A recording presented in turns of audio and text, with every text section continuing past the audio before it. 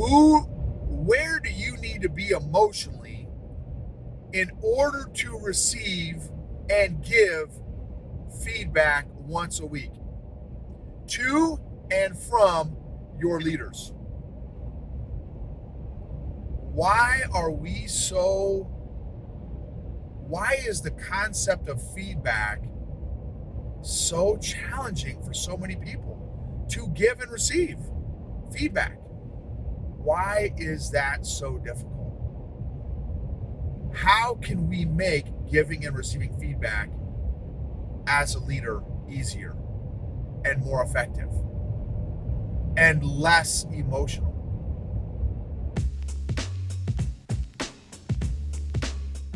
Welcome to the EQ Gangster podcast, where you will learn practical tools to grow your mental and emotional health and intelligence to be the best version of yourself, both at work and at home. It is real, raw, and transformational.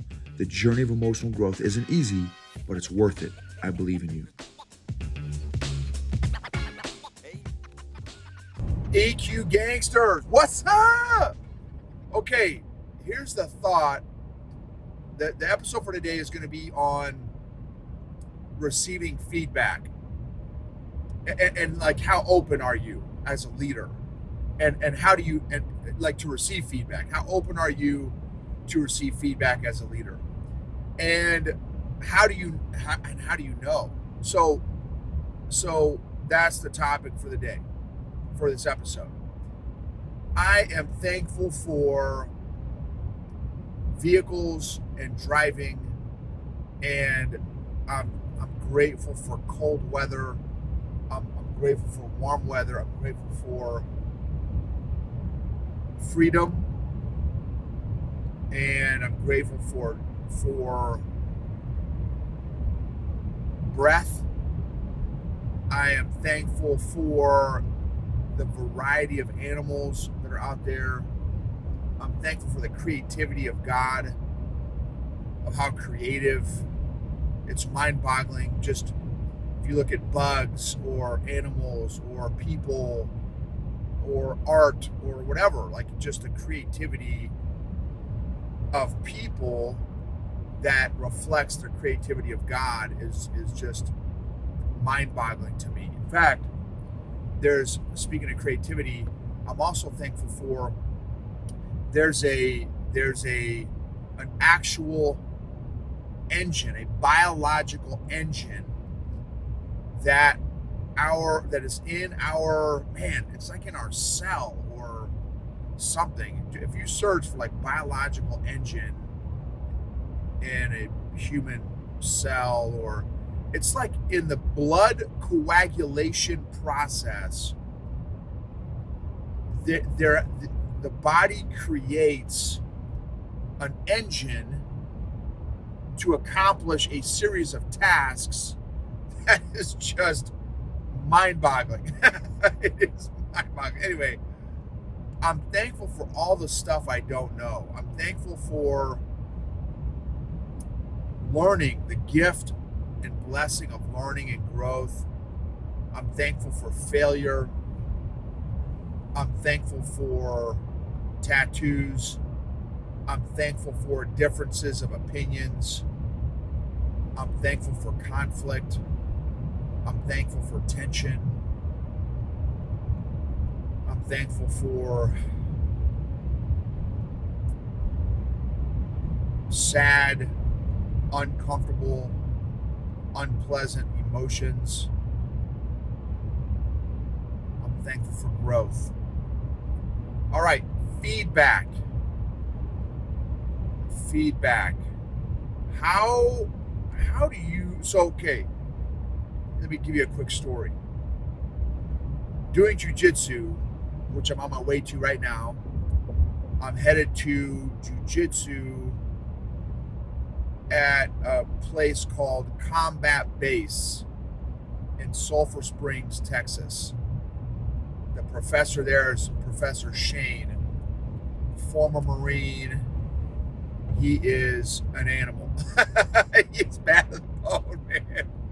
We haven't rolled yet. His shoulder's jacked up. I know it would be a long day for me. It would be a long roll. It would be a very long, painful roll. Because I mean, he's a black belt and his son's a black belt.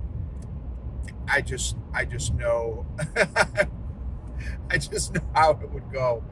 So one of the things I love about jiu-jitsu is it's real time, immediate feedback. And if you've been following my podcast for a long time, I've done an episode or two about this before.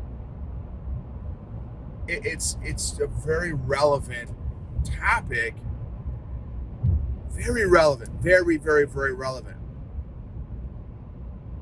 Jiu-jitsu, you are, I call it combat cuddles, snuggle struggles, aggressive murder yoga, all kinds of different terms I've heard it called before. You are,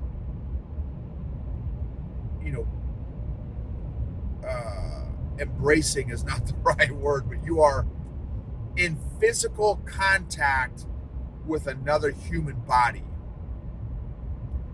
And, you are attempting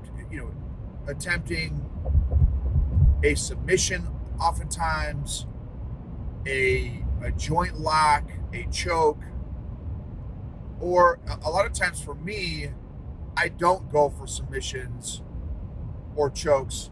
I go for position and control.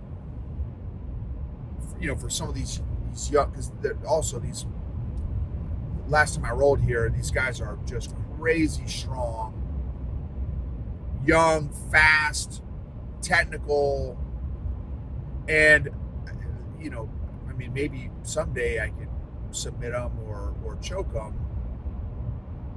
But like for young, strong, fast dudes, technical dudes, for me it's number one: can I survive? Can I stay alive? Can I not get submitted?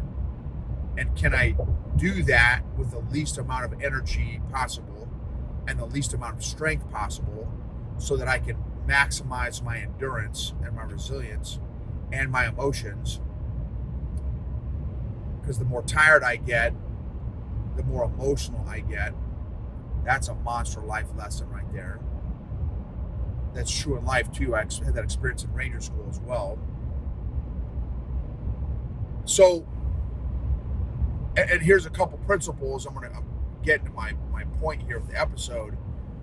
The person who is on the top, who has the top position, oftentimes is in the dominant position. Now, that being said, there's a lot of stuff you can do from the bottom. A lot of different positions and stuff. There are people, one of my old professors, well, two of my old professors, Professor Chad and Professor Marcelo, both of them were very, very dangerous from the bottom. Very dangerous. Very dangerous. So, yes, the top is technically supposed to be a dominant position, but not with everybody. There are some who, again, from the bottom, it's the dominant position because they're more technical. But again, just get with my concepts here. The person on the top typically is in the dominant position and wants to pressure or smash the person on the bottom. The person on the bottom wants space, and the way you get space is with frames, meaning a forearm, a knee, a foot, that kind of thing. So, and what's great is, whether I'm on top or bottom, and this is the other thing they recommend too sometimes, is close your eyes when you're rolling.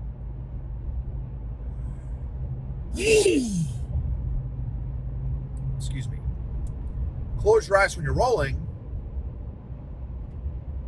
because now it accentuates your other senses, and you have heightened senses to the feedback that you are getting real time from the other person's movement, from their body. What's their right arm doing? What's their left arm doing? What are their hips doing? What are their knees doing? What are their feet doing? Where's their head? Where are their hands? Where are their elbows? Where are their knees? Right? Where is their body? What I love about jiu-jitsu is that you're getting real-time feedback from, lots of different data points. Elbows, knees, hands, wrists, head. And it's great because and oftentimes I play a defensive game. My game is very defensive because I'm normally a much bigger dude than most people. And so I let them work their offensive game. So my jiu-jitsu game is very defensive at this phase. 7.5 years in, it's very defensive. And so, and that's fine, because it's fine. That's whatever, it is what it is. And I get feedback. So based on their movement, a lot of times, again, their offense, I get that feedback, that data, and I will adjust to their movement. Well, what's nuts is, and what's kind of unfortunate, is that in the corporate world, in the civilian world, in the leadership or the business world, there is very, very little feedback, either from up above, from chain of command, from the top, from their leadership structure, but also from side to side. There's very little leadership as well. And so, not very little leadership, very little feedback. Very little feedback. And so, what would be great is if companies, organizations, leaders, teams were much more intentional at providing feedback to their leaders, to their teams, to their organizations. Because trying to improve with no feedback is very tough. It's very difficult. And then imagine if I only rolled one time a year, how much improvement would I get? But that's what a lot of companies do. A lot of companies, their feedback mechanism is annual. Once a year, they sit down for 30 minutes with their team member and give them feedback. Once a year, y'all. That is crazy talk. That is crazy. And they wonder why people aren't performing to the level that they could. It's crazy to me, y'all. Or maybe some of the good ones, twice a year, man. I give my leaders feedback twice a year. Twice a year. I get it. Now, best case scenario, right, is real time, right? As a leader, it's tough to get that level of feedback. But man, I would say at a minimum, weekly, can we create systems, feedback systems and mechanisms where we are creating once a week at a minimum, once a week, an opportunity to provide and receive feedback from our team members. Now, here's the EQ piece. You ready for this? Here's the EQ piece.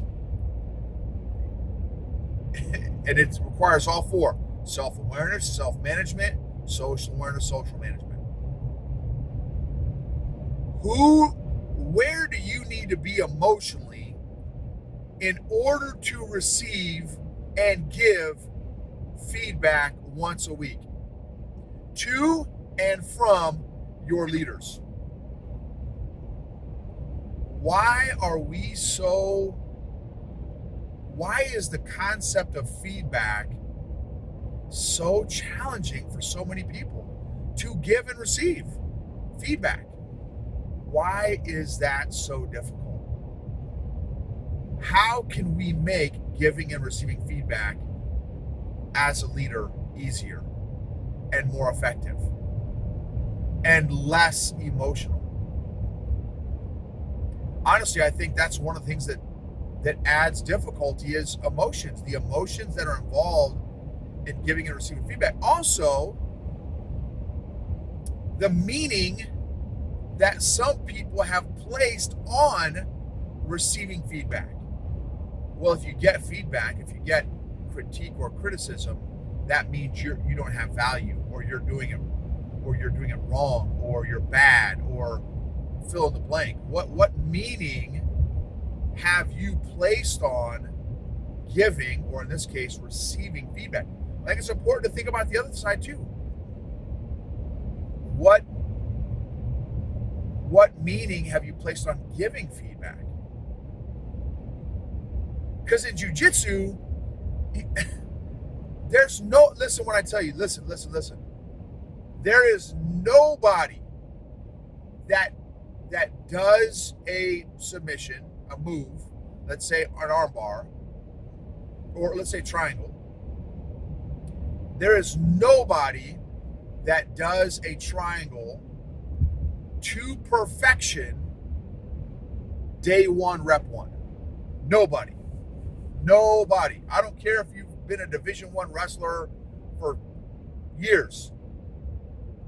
Nobody does a triangle in jiu-jitsu to perfection day one, rep one. So that means that and I would argue that it takes, I would argue, again, 7.5 years, so this is not, I'm definitely not one that has mastered this. I'm one that, my triangle is still terrible. I probably have a white belt triangle, maybe. No joke. So, which is, man, that's a whole other lesson. So I'm 7.5 years in, and I'm telling you, I have a white belt triangle. And no, I'm not being modest. I'm not, it's Noble's doing the humble brag. No, legit. I've probably done, actually got 5 triangles, maybe 10, probably 5, but let's say 10 for easy math. I've probably done 10 triangles, closer to 5, in my 7.5 years in a live role. So when I tell you I have, no joke, a white belt triangle, I'm not joking. So so here's another lesson. Just because you have been a leader for 7.5 years, in my case with jiu-jitsu, does not mean you can do every aspect of leadership well. Because again, I'm a perfect example. 7.5 years jiu-jitsu, I've done 10 triangles. I'm not even close to being good at triangles. As a purple belt, y'all, not even close.